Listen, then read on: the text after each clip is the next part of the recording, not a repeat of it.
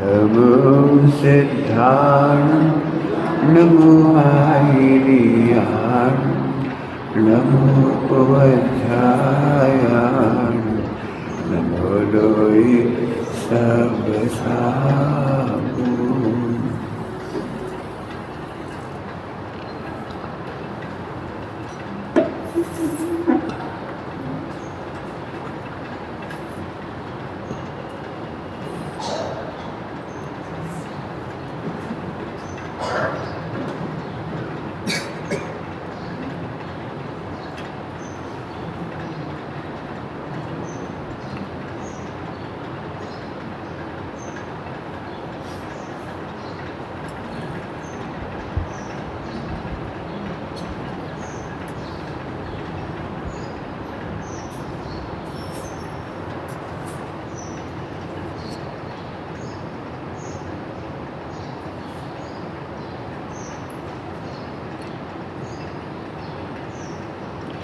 नमः शिवाय साराय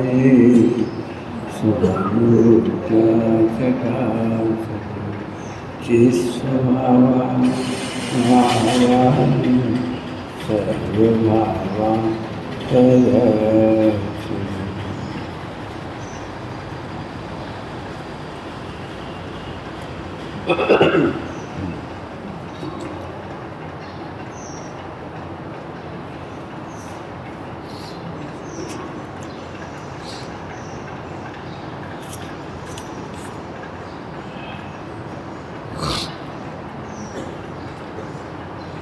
होने योग्य ही होता है यह जीव सदा ज्ञाता रहता। होनहार नहीं टलती है जीव सदा ज्ञाता रहता। होने योग्य ही होता है। हमें टेंशन काहे की है कि अयोग्य हो रहा है? काहे की टेंशन हो रही है? अयोग्य ना हो जाए, अयोग्य ना हो जाए। दो बार बोल दिए, फोकस कर रहा हूँ। अयोग्य ना हो जाए। अब व्यवहार की भाषा में समझा रहा हूँ कि दिन रात हम टेंशन कर रहे हैं कि अयोग्य ना हो जाए और वो अयोग्य रहा है। अब चढ़ना नहीं की भाषा, द्रव्यान योग से नहीं। आज बोला निकलने की जगह इधर से आजा बेटा, चाहते हैं बोलो और फिर भी बिगड़ रहे। क्या अयोग्य हो रहा है या सही हो रहा है? क्या बोला? अयोग्य हो रहा है कि सही हो रहा है? हम तो चाह रहे हैं परिणाम बिल्कुल ना बिगड़े और फिर भी बिगड़ रहे। तो अब हमारा प्रश्न है, योग्य हो रहा है कि अयोग्य हो रहा है? सोचो शांति से, कोई समाधान खोजना पड़ेगा। मोक्ष मार्ग में रोना समाधान नहीं है कि हमारे परिणाम बिगड़ जाती, हमारी क्रियाएं बिगड़ जाती हैं। ये रोना समाधान नहीं है। आचार्य देव कह रहे हैं बिल्कुल सही हो रहा है। इसका क्या मतलब? जितनी भाव भूमि चाहिए उतनी भाव भूमि के बिना परिणाम नहीं सुधरते। 3 कसाय चौकड़ी के अभाव के बिना वे परिणाम कैसे सुधरेंगे? 2 कसाय चौकड़ी के अभाव बिना भी परिणाम कैसे सुधरेंगे? एक सरल दृष्टांत है। 1 करोड़ की कार खरीदने जाओगे तो 1 करोड़ ही लगेगी। 1 रुपये में 1 करोड़ की कार कैसे आ जाएगी? ऐसे ही पहले गुणस्थान में परिणाम सुधरने का विधान नहीं है। क्या कह रहे हैं? होने योग्य ही। क्यों भाई? पूछोगे नहीं? पूछोगे? डरोगे तो नहीं? सही सही बोलोगे? देखो, इस समय आपके परिणाम बिगड़ रहे हैं। भूख तो भूख है, भूख थोड़ी रुक जाएगी। कहाँ अपन सुबह से 4 बार खा लें, और आज सुबह से लेके आप अभी तक पानी भी नहीं पिया मानो जिन्होंने। अब आप कहोगे नहीं नहीं परिणाम नहीं बिगड़ रहे, झूठ बात है। परिणाम भूख तो लगेगी, भूख के समय पर भूख तो लगेगी। अब इसे परिणाम बिगड़ना नहीं कहते। क्या बोल रहा हूँ, इसको परिणाम बिगड़ना नहीं कहते। जो परिणाम होने योग्य में सही हो रहे, खाली पेट में भूख तो लगेगी। यदि हम 3 घंटे से लगातार गा रहे हैं तो थकान तो लगेगी। सब प्रवचन सुनने में मन नहीं लग रहा तो हम बहुत खराब आदमी। तुम खराब आदमी नहीं हो, 3 घंटा 4 घंटा गा चुके हो तो सिर गरम होने योग्य है। पुराने ज़माने में गाड़ी होती थी जीप वगैरह, उसमें हर आधा घंटा में पानी डालना पड़ता था, उसमें है ना, पानी डालने वाला होता है। क्यों, सही हो रहा है कि गलत हो रहा है? वो भाई योग्य ही है। गाड़ी चल गई इतनी गर्मी में तो गर्म तो होएगी मशीन। अब हम फिर पूछ रहे, तुमने आज तक होने योग्य को होने अयोग्य मान लिया, इसलिए दुखी थे। अब अंदर तो गुणस्थान बढ़ा नहीं। 2 कसाय चौकड़ी का अभाव होने पर ब्रह्मचर्य हो, कीमत इतनी चाहिए ना उसमें। 2 कसाय चौकड़ी का अभाव, 2 कसाय चौकड़ी का अभाव माने जो तो करणानी योग से नापने का तरीका हुआ। इसका मतलब है इतनी साम्य परिणति हो, इतनी समता की परिणति हो कि किसी के प्रति इष्ट अनिष्ट भाषित ना हो। इष्ट अनिष्ट भाषित हो रहा है तो फिर ब्रह्मचर्य होगा कैसे? ब्रह्मचर्य होने के लिए, ब्रह्मचर्य का नाम दिया हमने। आप अपने परिणाम सुधारो तो कैसे सुधारोगे? जितनी कीमत चाहिए उतनी तो कीमत लगेगी ना। आरी बात समझ में आ रही? तो अब यहाँ लगा होने योग्य ही होता है। यदि आपने, हाँ भाई क्या बोलूँ, खराब दृष्टांत नहीं देना चाह रहे, अच्छा दे देगी। यदि आपने, हाँ भाई क्या कह दे, छाछ पी है तो छाछ की डकार है। हिंदी में उनकी हिंदुओं की कहावत है ना, हाँ, कस्तूरी खाएं तो कस्तूरी की डकार है। अब जैनी लोग तो कस्तूरी खाते ही नहीं, उन्हें कस्तूरी का पता भी नहीं, तो उन्हें कस्तूरी क्या से पता लगेगा? फिर उन्होंने थोड़ा सुधार कह दिया, लहसुन खाए प्याज खाए तो प्याज की डकार आए। हम वो नहीं कह रहे। यदि आपने लौकी खाई है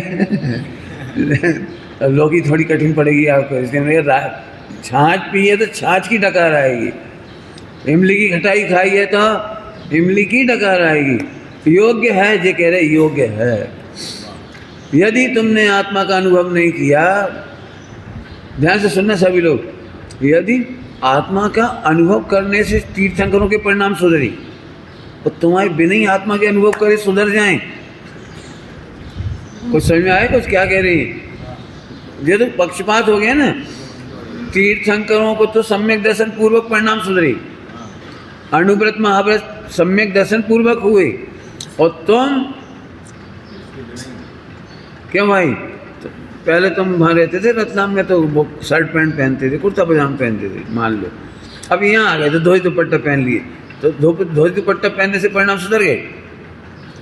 परिणाम सुधरने का गणित तो आत्मा का अनुभव है। इसके सिवा कसाय चौकड़ी मिटे बिना परिणाम सुधरेंगे ही नहीं।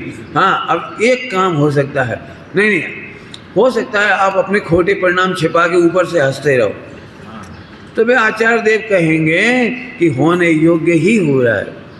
क्यों? कि जब अंदर के परिणाम नहीं सुधरे तो फिर मायाचारी से भुलाने की उपाय होती हैं, छिपाने के उपाय होती हैं। वह परिणाम भी होने योग्य है। तुम करना नहीं चाह रहे, ध्यान रखना, तुम करना नहीं चाह रहे, वे तो होने। कठिन प्रश्न पूछूं, कठिन प्रश्न। दिगंबर मुनि भगवंत, 3 कसाय चौकड़ी का अभाव हो गया हो, ऐसे मुनि भगवंत को क्रोध कैसा होता होगा? है ना, क्रोध तो है ना, संजलन क्रोध, संजलन मान, संजलन माया और संजलन लोभ। कैसा होता होगा? लोभ क्या होता होगा? नहीं, कैसा होता होगा? सोचो तो कैसा होता होगा? जैसे उनकी बात, उनका तो दृष्टांत दे रहा हूँ, उनके होने योग्य होता है, ऐसा नहीं होता तुम्हारे जैसा, तुम्हारे जैसे। लेकिन फिर होता कैसा है? तो जैसे उनका है ना, ऐसे तुम्हारा है। तुम लाख ऊपर से छिपाओ कि मैं अच्छा हूँ, तो भी अंदर से होने योग, क्रोध, मान, माया, लोभ तो होते ही है। तो सारे होने योग्य परिणाम है। ध्यान से सुनना सभी लोग, होने योग्य तो हमारा पुरुषार्थ का क्या हुआ? फिर होने योग्य तो हमारे पुरुषार्थ का क्या हुआ? कि सुनो, अब इसके 4 उत्तर हैं, 4 उत्तर। आप किस लेवल की गलती का उत्तर पूछ रहे हो, किस लेवल का पुरुषार्थ पूछ रहे हो? जिनवाणी ने कहा है 4 अनुयोग हैं। यदि तुम्हें होने योग्य है ऐसा कह करके जहर खाओगे तो मरना योग्य ही है, लेकिन मरने लायक नहीं। जहर खाने लायक, जहर खाया है तो मरण होना योग्य ही है, वो तो योग्य ही है, होना ही है, वो तो क्या है। दूध में नमक डाला है तो दूध फटने योग्य ही हो, तो फटेगा ही। तो ऐसा जानने के बाद क्या करते हो? दूध में नमक डालते हो या नहीं डालने का पुरुषार्थ करते हो? हो गया, समझ में आ गया ना? ये चरणानियों के एग्जाम्पल दे दिए। ऐसे ही बुद्धि पूर्वक तेरा उपाय तो चरणानियों की मर्यादाओं का पालन है। इसको पूरी मर्यादाओं को कहते हैं सील की 9 बार। कल रात को प्रश्न कर रहे थे ना, तो 4 अनुयोग का क्या हुआ? ये ना 4 अनुयोग। आप चरणानियों के लेवल में पूछोगे तो हमारी बुद्धि पूर्वक, रात्रि में भी कहा था, तुम्हारा काम तो बुद्धि पूर्वक समय से पूजा करना है। परिणाम नहीं लगे तब दोष नहीं कहेंगे, लेकिन तुम परिणाम नहीं लगने के नाम से पूजा ही नहीं करोगे तो गलत है। समझ में आ गई ना भाई? बुद्धि पूर्वक बच्चों से पूछो, दुकान पर बिठाना कितना भारी पड़ता है उनको, है ना? मन तो नहीं लगता ना उनका। छोटे छोटे 4-5 साल के बच्चे को स्कूल में मन तो नहीं लगता। फिर क्या करते हो बोलो आगे? कि तू तो स्कूल जा, मन लगे चाहे ना लगे, तू तो बुद्धि पूर्वक चरणानियों का पालन कर। अब वो जाता है, फिर धीरे धीरे मन लग जाता है। धीरे बच्चों का स्कूल में मन, दुकान में मन लगने लगता है, पहले दिन थोड़ी लगता है। ऐसे ही चरणानियोग कर उपाय अलग, और द्रव्यानियोग कह रहा है सुनो, यदि आत्मा का अनुभव नहीं किया तो होंगे ही गलतियां, तो होंगे ही, राग देश तो होगा, मोह राग देश तो सब पर हम क्या करें? बता दिया ना तुम्हें, तुम बुद्धि पूर्वक का कर्तव्य करो।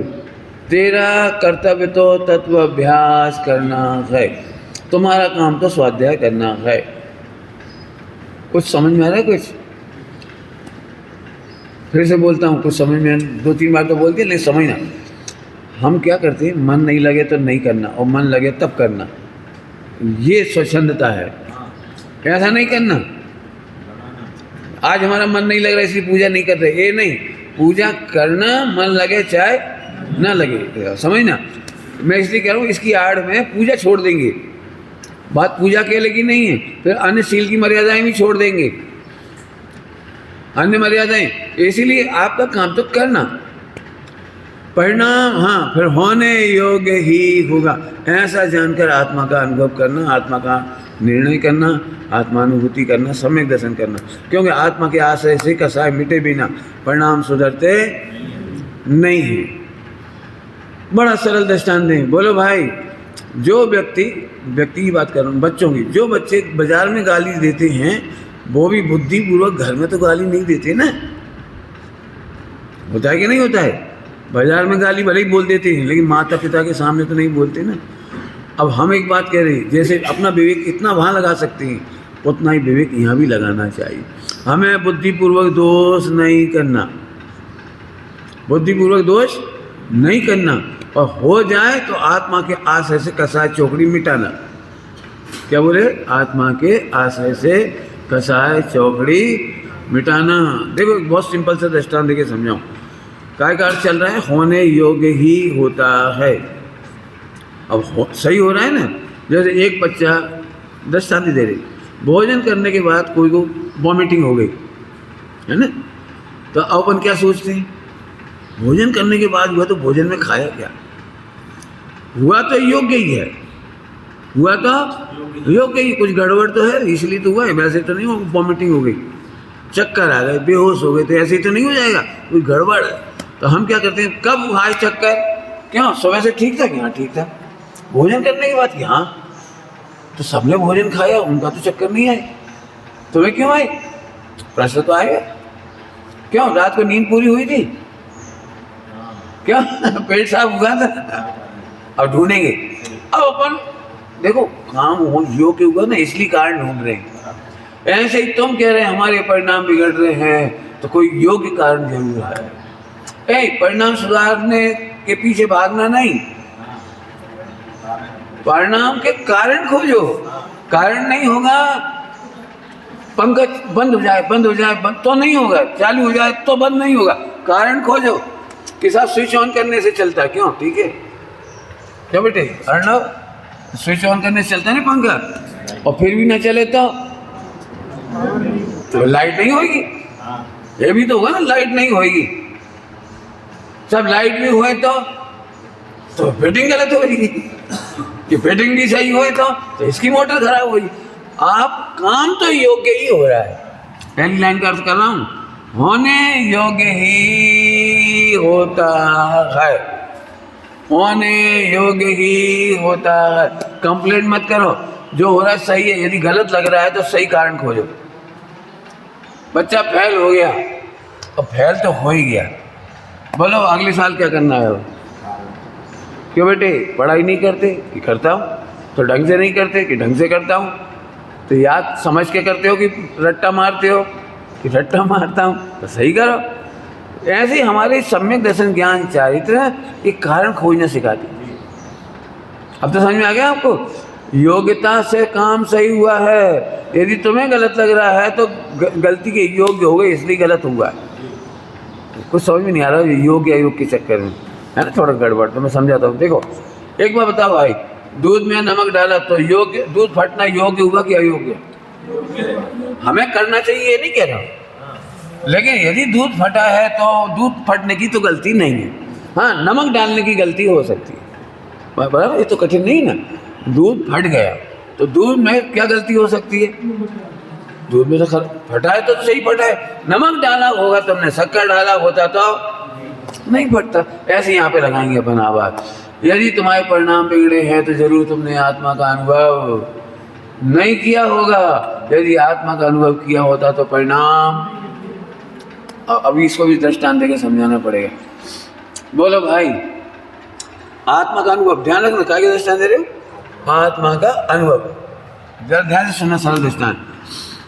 यदि आपका मोबाइल कोई उठा ले जाए तो आपको दुख होगा, होगा ना। अब इस दुख से, दुख तो होना योग्य ही है, दुख हो रहा है तो दुख होना योग्य। क्यों, कौन का मोबाइल गया, हमारा। अब जब तक आपको मोबाइल में ममता है, मेरा फना है, तब तक तो आपको दुख होना योग्य ही है। कि पंडित जी आप ऐसा उपाय बताओ कि आगे से दुख ना हो, है ना, आगे से दुख ना हो। तो क्या उपाय हो सकता है, तो एक काम करो, ये मोबाइल को पुद्गल का मानो, हमारा मत मानो, नंबर 1। अब आत्मा तक ले जाना है, मैं आत्मा हूँ, ये पुद्गल है, मोबाइल मेरा। अब ये कहने से काम नहीं चलेगा मोबाइल मेरा नहीं है, थोड़ा भेद विज्ञान करो। पुण्य के उदय से आया था, पुण्य के उदय प्रमाण रहा, और पाप के उदय में चला गया। बोलो भाई, द्वारका तो तुम्हारे मोबाइल से ज़्यादा महंगी थी कि सस्ती थी, द्वारका नगरी।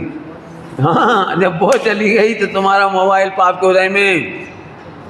बोलो भाई, क्यों, अच्छी सामग्री चली जाए तो दुखी होना चाहिए कि सुखी है? अच्छी सामग्री चली जाए तो जरा ध्यान से सुनना, मैं कुछ काम की बात कहता हूँ। अच्छी सामग्री चली जाए तो समोसण से ज़्यादा अच्छी सामग्री तो नहीं है। अरे बोलो, अब सोचो तीर्थंकर दुखी होते हैं कि नहीं होते, उनका समोसण चला जाता है, बिगड़ जाता है, तो बिगड़ने पर भी वे दुखी होते हैं कि नहीं। इतनी मेहनत करो, इतनी मेहनत करो, जब समोसण का विघटन होता है, ऐसे शरीर का विघटन होता है, ऐसे मोबाइल का विघटन होता है, मतलब जाएगा वो तो। संयोग के लिए एक बहुत अच्छी कहावत है, संयोग वियोग की गोदी में पैदा होता है। क्या बोला, संयोग वियोग की गोदी काय में पैदा होता है? इसका मतलब समझ में आया? संयोग हुआ है तो वियोग तो क्यों भाई? 8 दिन के लिए इधर आए हो, परमानेंट तो नहीं आए ना, तो 8वें दिन तो जाना ही पड़ेगा, जाना ही पड़ेगा। अब जाना पड़ेगा कि हंस के जाओगे? बोलो भाई, अब अपन पहले से तैयार है, जाना है जाना है जाना है, तो 8वें दिन हर्षोल्लास से चले जाएंगे। कुछ लोग ऐसे कहेंगे, ये भगवान मन तो ऐसा लग रहा है यहीं रह जाए, ये माहौल हमेशा ऐसे ही बना रह सकता है? बोलो, लगेगा तो सही, कई लोगों को लगेगा। जाते जाते कितनी बढ़िया पूजा हुई, कितना बढ़िया प्रवचन हुआ, कितने बढ़िया भगवान के दर्शन हुए, तीर्थ यात्रा हुई और कितना बढ़िया भोजन हुआ, ठीक है। अब ऐसा लग रहा है यहाँ से जाने का, तो एक काम करो, आप सब यहीं परमानेंट रह जाओ। अब नहीं रह सकते, आप नहीं रह सकते ना, तो हंस के जाओगे। एक काम करो, इस दृष्टांत दिया, मोबाइल आया है तो जाने के लिए आया है, पहले से मेंटलिटी रखो। शरीर मिला है तो जाएगा, हंस के छोड़ोगे तो समाधि, और जिंदगी भर रोते रहोगे तो व्याधि। क्या कहोगे? व्याधि समझते? व्याधि, जबरन की मानसिक रोग, बीमारियां, आदि व्याधि और उपाधि। तो सुख से जीवन बिताना है तो एक ही रास्ता है, कौन सा? मेंटलिटी प्रिपेयर करो, संयोग का वियोग होगा तो सही। और ये अब मर जाएंगे, अब नहीं मर जाएंगे, पहले से ही तैयारी थी। क्यों भाई? मृत्यु होना चाहिए कि नहीं होना चाहिए? अब कई लोग जो प्राइमरी लेवल पे होते हैं तो डर जाते हैं, पंडित जी ऐसी बातें बोलना नहीं चाहिए, अपशगुन की भाषा, ये अपशगुन की भाषा है। क्यों? 8वें दिन चले जाओगे आप, तो बुरी बात है, ये नहीं बोलना चाहिए। अरे संयोग है तो वियोग तो हो गई, ऐसे दे सब लगा ली। मेरा मतलब तो है कि मोबाइल वाली बात आई थी ना, वो छोड़ने में इतनी मेहनत चाहिए जैसे तीर्थंकर का संवत्सरण छूटता है और उन्हें कोई तकलीफ नहीं होती। तो पहले तैयारी नहीं की ना अपन ने, काहे की तैयारी नहीं की? क्यों भाई? तीर्थंकरों का संवत्सरण विघटित होता है, सिद्धालय जाते हैं ना भगवान, महावीर भगवान सभी, तो वो संवत्सरण बिगड़ जाता है। तो वो पाप का उदय कि पुण्य का उदय है? बोलो बेटे, क्यों पुण्य का उदय कैसे? बोलो भाई बोलो, तो आप मत बोलो, मैं ही बता देता हूँ। जिनवाणी में सामग्री का वियोग पाप का उदय नहीं है। तुम्हारे लिए खास गणित सुना रहा हूँ, खास गणित। क्या बोला मैंने? आपकी सामग्री का वियोग हुआ है, वो पाप के उदय में नहीं हुआ है। उसके लिए ग्रंथों में लिखा है पुण्य का अनुदय, पुण्य का अनुदय। क्योंकि महावीर भगवान दुखी नहीं हुए, इसलिए पाप का उदय नहीं हुआ। पाप के उदय में तो दुखी होना चाहिए ना, तो महावीर भगवान तो दुखी नहीं हुए, संवत्सरण विघटित हो गया, तो इसका मतलब पाप का उदय नहीं है। तो पाप का उदय, सुनना ध्यान से, तो सामग्री का मिलना और बिछुड़ना ये पुण्य पाप का उदय नहीं है। सामग्री के मिलने पर खुश होते हो ये पुण्य का उदय है, और सामग्री के चले जाने पर दुखी होती हो ये पाप का उदय। कौन के हाथ में रही पुरुषार्थ? ये पुरुषार्थ तुम्हारे हाथ में आ गया, अब तुम दुखी मत हो।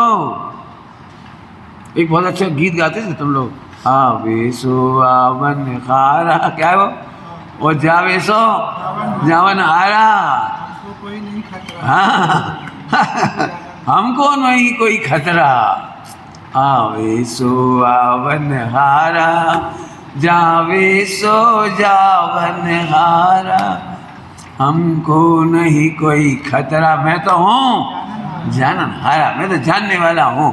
और समझ में आ गई बात? समझ में आ गई भैया? विचार करना जोरदार। हाँ भाई, तो आपके पाप के उदय में कोई सामग्री जाएगी कि रोग है इसलिए पाप का उदय है? इसलिए पाप का उदय है। वो पूछ रहा हूँ, खराब शब्द है, पूछूँ नहीं पूछूँ? खराब शब्द, खराब शब्द में एक फायदा है, नींद नहीं आती। खराब शब्द पूछो भाई। देखो, रावण की मृत्यु हुई तो मंदोदरी का पुण्य का उदय था कि पाप का उदय?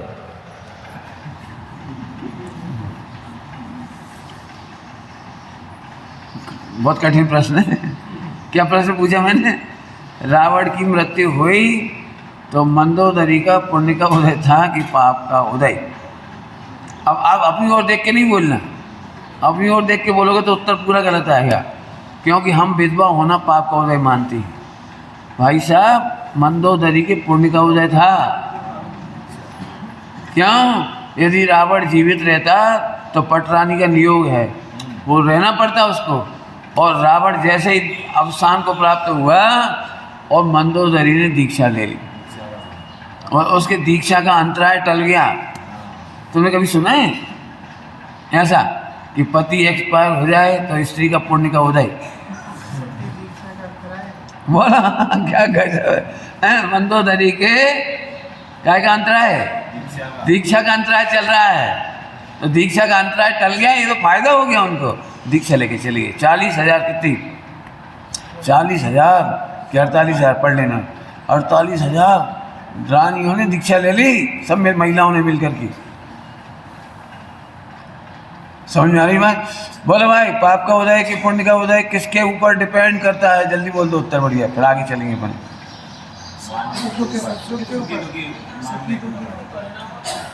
आगे परिणाम की बात आ गई, बहुत बढ़िया। सुनना सभी लोग, अपन दुखी हों तो पाप का उदय, सामग्री के मिलने बिछुड़ने से पुण्य पाप का उदय नहीं है। याद रह जाएगी इतनी बात। चलूँ आगे। होने योग्य ही होता है। क्या बोला? होने योग्य ही होता है। इसमें बहुत माल है, ऐसा नहीं, बहुत पूरा क्या कहना चाहिए, रस रस क्या कहना था वो, नहीं वो पूरा सार है ना इसका। यह जीव सदा ज्ञाता रहता। बस अंतिम बात कह करके अपन पूरी करेंगे। सुनना सभी लोग, होने योग्य ही होता है। ध्यान से सुनना, यह जीव सदा ज्ञाता रहता। अब योग्य होता है और हम योग्य करने के चक्कर में परेशान हैं। कुछ बोला मैंने, योग्य तो होता ही है, हम तो योग्य करने के नाम पे परेशान हो रही। कुछ अंतर समझ में है क्या कह रहे हैं? ऐसा विश्वास एक भी आदमी नहीं, प्रवचन सुने या ना सुने, वो योग्य कार्य करना चाहता है। अयोग्य कोई करना चाहता है? बोलो, प्रतिकूल काम कोई करना चाह रहा है, खोटे काम कोई करना चाहता है? कोई नहीं करना चाहता, कोई नहीं करना चाहता। लेकिन जो काम हो रहा है वो योग्य ही है। थोड़ी देर पहले कहा था, दूध में नमक डाला है तो फटना योग्य ही है। प्रैक्टिकल कर रहा हूँ, थोड़ा सा प्रैक्टिकल। अब थोड़ा कठिन प्रैक्टिकल है, तुम्हारी भाषा में कठिन प्रैक्टिकल कर रहा हूँ, तो इसके अपन विराम लेंगे। देखो सुनो सभी लोग, हम सब लोग चाहते हैं कि हमारे बच्चे बिगड़े नहीं। बच्चे मोबाइल बहुत चलाते हैं, है ना, बच्चे बहुत मोबाइल बहुत चलाते हैं ना, तो बच्चों को सुधारना है। हमसे पूछो तो बच्चे बहुत मोबाइल चलाते हैं, वो योग्य ही है। योग्य मैंने करने लायक नहीं, क्योंकि उनका माहौल है। वो पिताजी मोबाइल में लगी, मम्मी मोबाइल में लगी, पंडित जी मोबाइल में लगे सब लोग मोबाइल में लगे। जब माहौल ही मोबाइल का है तो बच्चे को क्या करना चाहिए? अब आप बताएं, बोलो। मोबाइल से रेलवे का टिकट, मोबाइल से बैंकिंग, मोबाइल से फोन, मोबाइल से चिट्ठी, लेटर खत्म हो गए, पोस्ट लिखना और लिखना ही खत्म हो गया, सारे काम मोबाइल। टॉर्च भी चलाना है तो मोबाइल, हर काम तो मोबाइल में हो गई। अब बताओ बच्चा क्या करेगा? बच्चे की पढ़ाई भी। अब मैं फिर पूछ रहा हूँ, तो सारी बच्चे का मोबाइल छुड़ाने का क्या उपाय? मुझे क्या पता, तुम बोलो मुझे तो, अब मैं बोलूं, यदि हम बच्चे का मोबाइल छुड़ाना चाहते हैं तो सबसे पहले अब बड़ी आफत आ गई ना, तो कितनी बड़ी आफत आ गई, बहुत ही बड़ी आफत आ गई। पंडित जी थोड़े समय बाद तो ऐसा होगा, आप प्रवचन में सब कुछ कहो, एक मोबाइल के बारे में नहीं बोलो। नहीं, बड़ा कठिन है, बच्चों से लेके बुजुर्गों तक। मैंने आज तो सही में बड़ी मुसीबत है। मुझे मंदिर में भी तो देखता हूँ, लोग पूजा नहीं करते, वो एक पूजा सुनते हैं। मंदिर में बैठे हैं, एक मोबाइल खोल लिया, उसमें पूजा बज रही है, चल रही है, उसी में सब हो रहा है। मोबाइल में भगवान का अभिषेक, मोबाइल में सारे काम। अब बताओ जब मोबाइल है तो कौन का छूटेगा जी, बता रहे। मोबाइल तो एक दृष्टांत है। यदि हम चाहते हैं बच्चे बुरा व्यवहार नहीं करें तो हमें संयमित होना पड़ेगा। हम लोग सब संयमित होंगे तो बच्चा तो योग्य आचरण ही करेगा। अंतिम दृष्टांत देके बात पूरी करता हूँ। देखो सुनो, माता पिता चिल्ला के बोलते हैं ना तो बच्चा कैसे बोलता है? बच्चा कैसे बोलता है? यदि बच्चे मम्मी पापा चिल्ला के बोलेंगे तो बच्चा कैसे बोलेगा? और हम कहेंगे बच्चा बहुत खराब है, बहुत चिल्ला के बोलता है। समझाऊं? मम्मी पापा बच्चे पे चिल्ला के बोलते, धीरे से बोला करो। क्या कहेंगे? चिल्ला के कहते हैं कि धीरे बोला करो। अब आप बताओ बच्चा कैसे बोलेगा? आपको कुछ कह रहा हूँ, ये तो मैं देखो स्टूल दृष्टांत दे रहा हूँ। इस समय मुझे पता है 11:15 बज रही है, आपकी भूख का टाइम है आपका। अरे आपको 11:30 लग रही, मुझे 11:15 ही बहुत है। सुनो, मैं प्रैक्टिकल समझो, प्रैक्टिकल। जब तक यदि हमें अच्छे नहीं बोलते तो बच्चा अच्छा कैसे बोले? ये दृष्टांत ऐसे। जब तक हमारी सोच अच्छी नहीं होगी तो परिणाम अच्छे कैसे होंगे? भेद विज्ञान नहीं हो तो परिणाम अच्छे कैसे होंगे? जब तक पर में ममत्व है तो क्रोध क्यों नहीं होगा? मेरा नाम सुमत है और मुझे सुमत में ममत्व है, तो आप सुमत की बुराई करोगे तो मुझे गुस्सा क्यों नहीं आएगा? योग्य ही है, योग्य ही है। तो इसे छोड़ने का उपाय है कि सुमत मेरा नाम नहीं है, शरीर में नहीं हूँ। भेद विज्ञान के बिना क्रोध रुका है और न रुकेगा। भेद विज्ञान के बिना, आत्मज्ञान के बिना न क्रोध रुका है और न क्रोध रुकेगा। एक ही उपाय है भेद विज्ञान करना। भेद विज्ञान होने योग्य ही हो रहा है ना, तो होने योग्य ऐसे अर्थ निकाला आपने हर तरह से। शिकायत योग्य में मत करो, आपका कारण समझ में। फिर कह रहा हूँ, जैसे अभी हमने 2 दृष्टांत दे दी। आप बच्चों से कहते हो मोबाइल नहीं चलाए, तो आप उसकी शिकायत मत करो। माहौल ही खराब है तो चलाएगा ही वो। तो आप ठीक से नहीं बोलेंगे तो बच्चा तो बोलेगा ही। ऐसे आप अपने को जड़ से भिन्न नहीं देखेंगे, पुद्गल से भिन्न नहीं देखेंगे तो परिणाम तो खराब। आप थोड़े भी कह के छुट्टी कर रहे, बोलो भाई आज आपकी बुराई करे कोई तो आपको मज़ा आएगा कि दुख होगा? बस छोड़ रहे हो। बोलो भाई, बोलो भाई, कोई तुम्हारी बुराई करे, बड़ी मुसीबत है। सबसे ज़्यादा तकलीफ होती है मोटिया परिवार को, क्योंकि ये आयोजक है ना, तो आयोजक की बड़ी समस्या है। 150 लोगों को संभालना माने बहुत कठिन काम होता है। एक व्यक्ति का मुझे चाय ठंडी मिली, अब बताओ वो चाय ठंडी, मोटे परिवार दौड़ देगा चाय दे, उन्हें क्या करेगा? है सिंपल सी बात। माने बहुत कठिन काम होता है क्षेत्र में जाकर के कहीं विधान कराना, बहुत ही कठिन काम होता है। माने सबको प्रसन्न रखना, और नहीं झट कोई कह दे अगली बार मैं कभी नहीं आऊँगा। अब ये उनके बारे में सोचो, आत्मा तो रह गई एक तरफ। पहले उनके बारे में सोचो कि जी नहीं आएंगे। और किसी का क्या हुआ, किसी से कहना मत, क्या बात है आप बोलो, संभालना पड़े। अब मैंने इसलिए जानबूझ के ऐसी बात कह दी कि ये सब तो होगा। ये मत सोचना कि हमने बहुत बुरा काम किया, हमने तो अच्छा प्रयोजन से ही किया था, अच्छा ही किया था। लेकिन जिन्होंने अपनी कसाई नहीं मिटाई, जिन्होंने भेद विज्ञान नहीं किया, वे आत्मानुभूति का अवसर छोड़कर चाय के ठंडेपन को लेके चली जाएगी। मैं तुम लोगों को ये सिखा रहा हूँ कि चाय ना मिले तो अच्छी, और छोड़ जाओ तो और अच्छी, और अनंत काल में ना पियो।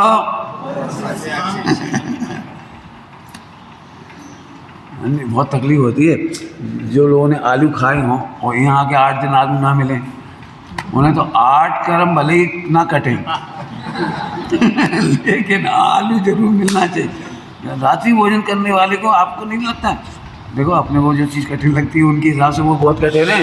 जिन्होंने रात्रि भोजन नहीं छोड़ा हो, रात को 10 बार खाने की आदत हो, और क्षेत्र पर तुमने नियम बनवा दिया, कंकड़ बना के हो संकल्प, यहाँ रक्षा सूत्र कि 10 दिन 8 दिन पवित्र क्षेत्र पे आए कुछ नहीं खाएंगे, तो वो तो तपस्या कर रहा है मुनियों जैसी।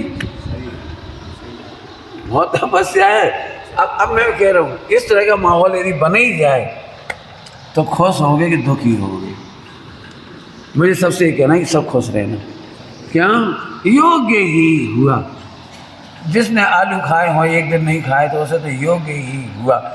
आत्मा का अनुभव नहीं करेंगे, वेद विज्ञान नहीं करेंगे और देह के प्रति ममत्व नहीं छूटेगा तो आत्मा का तो ममत्व है नहीं ना, और देह का ममत्व है।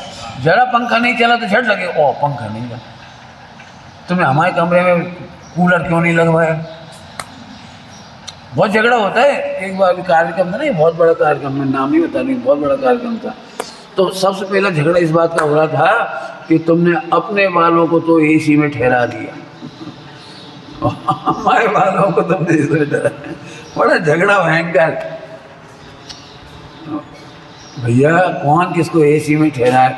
अब बोलूं भैया, धन्य वे नहीं है जो एसी में हैं, धन्य हैं जिन मुनि भगवंतों को एसी की जरूरत ही नहीं है। बोलो भाई, एसी चाहिए अनंत काल कि बिना एसी के अनंत काल रहना चाहते हो? बोलो। अब ये मैंने एसी बोले ना, ऐसे हर जगह लगा लेना। देखो भाई, आपने बड़े पैसे खर्च किए, हृदय से सबको लाए। मैं नहीं चाहता एक भी जीव यहाँ से जाए और चाय पे साइन कर जाए। मैं चाहता हूँ सिद्धालय का ही काम होना चाहिए, सम्यक दर्शन ज्ञान चारित्र का ही काम होना चाहिए। मैं तो आखिरी दिन भी कहता हूँ, जब आखिरी दिन आप जाओगे तब भी कहूँगा, लेकिन अभी इसलिए कह दी तैयारी करो। तीर्थ क्षेत्र पर आए हैं तो अपने आत्म कल्याण के लिए आए हैं, परिणाम और शरीर की पूर्ति के लिए नहीं आए। परिणाम नहीं बिगाड़ेंगे और शरीर की पूर्ति के लिए परिणाम नहीं बिगाड़ेंगे। जिस शरीर के राग के कारण हम परेशान हैं उस राग को छोड़ेंगे। शरीर से परेशान नहीं है, एसी कूलर पंखा से परेशान और सुख में नहीं है। जिस राग के कारण हमें एसी याद आ रहा है, हे भगवान वो राग छूटे। जिस भोजन के राग के कारण इतना राग देश होता है साधन बात शब्द में, वह भोजन का राग ही छूटे। इसका नाम है आत्मकल्याण। आप आत्मकल्याण को प्राप्त हो, परिणाम तो सबके सही ही हो रहे हैं। सही समझ में आ गई नहीं? होने योग्य ही हो रहे हैं। अब जिसके पास जितना मोह है तो उसके वैसे परिणाम हो रहे हैं, जिसका मोह कम है उतने परिणाम हो रहे हैं। सबके अपने अपने योग्य परिणाम हो रहे हैं। ठीक है, दूसरों से तुलना करना नहीं परिणामों की। क्या बोला? दूसरों से परिणामों की तुलना करना नहीं, और कोई दुखी हो जाए तो उन्हें देख के दुखी होना नहीं, और उनकी उपहास भी नहीं करना। किसी का त्याग बैराग कम हो तो उनका उपहास नहीं करना। सब बढ़िया जीव हैं, सबको। एक भी जीव ऐसा नहीं जो यहाँ से घाटा खा के जाए। एक भी जीव, कितनी भी आकुलता हो जाए ना तो भी तुम फायदा में आए हो। क्यों? कि थोड़ी कसाई मिटी है तब बैठे हो शांति से। थोड़ा लाभ हुआ तब लाभ हुआ है, बैठे हो ऐसे नहीं बैठे। कोई इस सीजन में 11:30 तक भूखा प्यासा बिठा के दिखाए, सुबह से नहीं, कल शाम को 5-6 बजे से। हाँ 6 बजे से है ना, तो अच्छी बात है। घबराओ नहीं, कोई अपने परिणामों से दीन होना नहीं और दूसरों के उपास करना नहीं, और सबके साथ सही परिणाम ही हो रही हैं, ऐसा जानकर के निर्णय करना। ओम नमः शिवाय।